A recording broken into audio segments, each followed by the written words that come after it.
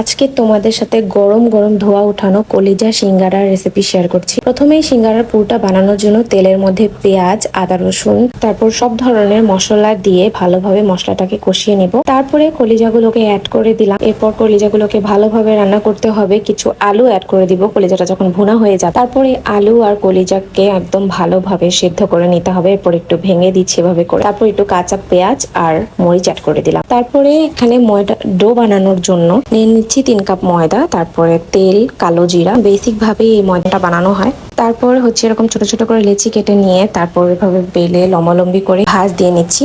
এটা তোমরা ভিডিও দেখে বুঝে নিবে যে কিভাবে করে ভাঁজ দিচ্ছি। তারপরে ভেতরে পুরটা দিয়ে সিঙ্গারাটাকে একদম ভালোভাবে বানিয়ে নিচ্ছি।